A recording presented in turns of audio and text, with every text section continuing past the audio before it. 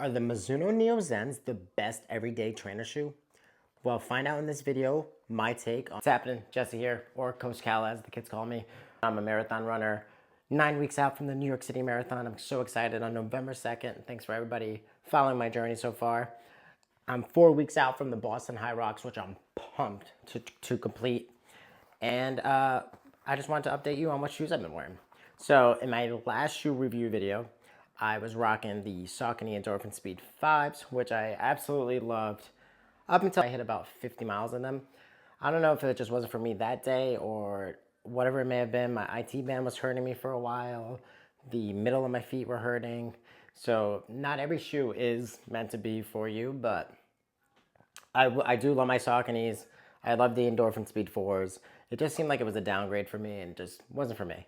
I felt like I needed something with a little more cushion, and honestly, as soon as I put these Mizunos on, the Mizuno Neo Zen, I felt like these were the best shoe for me. Here's why.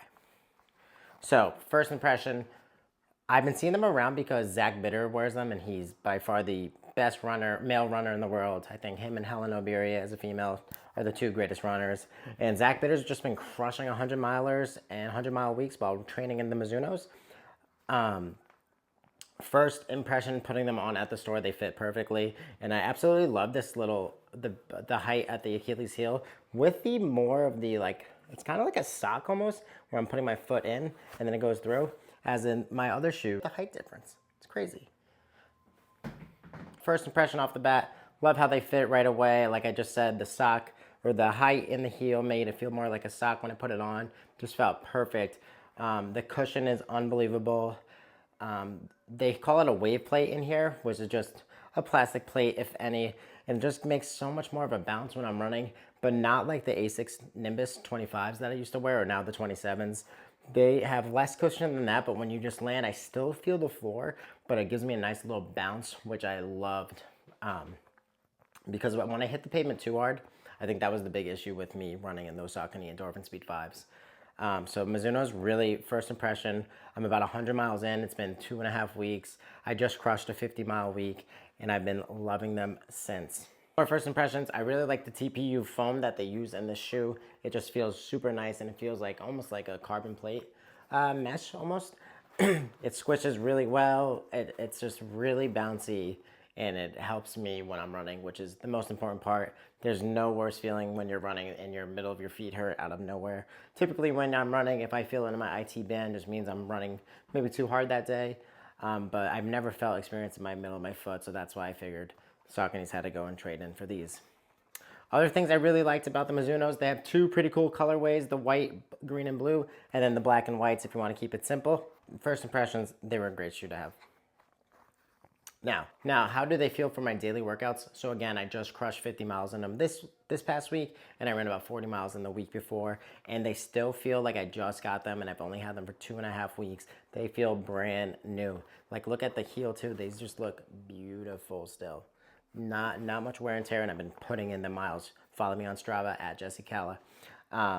Compared to my usual trainers, like the Asics GTs I used to wear, the Saucony Endorphin Speed 4s that I just currently was wearing, is that there's just more cushion and that it doesn't hurt as much when I'm running, which towards the end of the miles, like mile 7 or 8, when I was running in the Sauconys or the GTs, I felt that flatness as I was hitting the floor.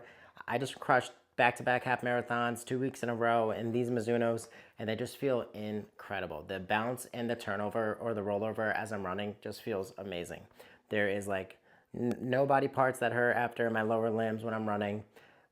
As soon as I got done with my half yesterday, I was able to walk and exercise the rest of the day too.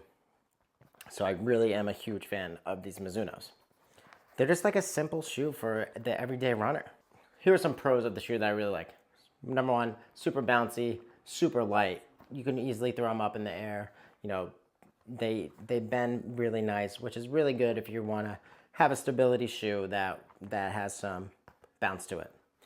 My biggest con of the shoe, and it's happened 5 times in the 2 weeks, is that they keep untying as I run. I had to stop during an awesome group run the other day with my friends and my team at Sound Runner. Go give them a follow. And they just, for some reason, untie, and I triple knot them, double knot them. I don't know what it is. I can barely pull them up, like I'm trying to pull hard here, and they just stay in the same spot. So I don't know if anyone has a tip on how to tie them better. Let me know. There is no spot to do the little loop here, the runner's loop. It's just right there. That's the only knock I have on the shoes. Price, it was only $140. If you go to your local running store, they usually give you 30 days to return a shoe and get a new one for the same price. I only paid $130. I mean, that's nothing. Like, that's pretty affordable. And it's coming from a PE teacher, and I make zero money.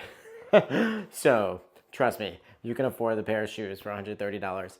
Other cons of the shoe, very upset that I only got them in black and white. I wanted the blue, white, and green so bad, but they fit a little too big. And that brings me to my last con. I had to go to a size 9, and I've been a 9.5 since like 7th grade. I have not gone down a size in so long, but with the size 9 is a perfect fit. So if you go half a size down, it is a perfect fit. Even with a little wiggle room for my toe to move around, it is awesome.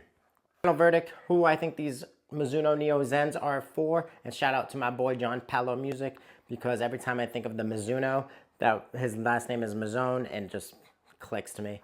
Go give him a follow. So who do I think these Mizuno Neo Zens are for? I think these are for the everyday runner that are running 30 to 50 miles a week and want to run a little bit faster with a little bit less cushion. So the Sauconys were great. The 4s I think were the best training shoe of all time. But the 5s had way less cushion. The Asics right now had like 10 different shoes out. It was overwhelming for me to pick. These have enough cushion and their wave plate that it doesn't hurt after I'm running hard, and it just seems to be the best shoe right now for me. So I think this is for the daily runner trying to run hard during the week without having any injuries, no IT band issues, no calf injuries, but enough cushion so you still feel the pavement, but you get that bounce as you're running, and it just feels good as it rolls over into the next step of. I also think these have been great for my HYROX prep. I've worn them to the gym a few times, put them on the rower machine, and they've been great. I'm not sure if I'm going to wear these or my Asics Metaspeed Edge Paris or my Nike Pegasus yet for the HYROX. If you completed a HYROX, please comment below what your go-to training shoe for that, because that might be a video coming soon too. Thanks for watching this shoe review. Again, I'm Jesse, or Coach Cala as the kids call me, owner of Calisthenics, just trying to get my students and supporters moving. If you've worn the Mizunos before, please comment below what's your favorite pair and why you love them so much. Stay tuned for some more videos, and of course, get moving.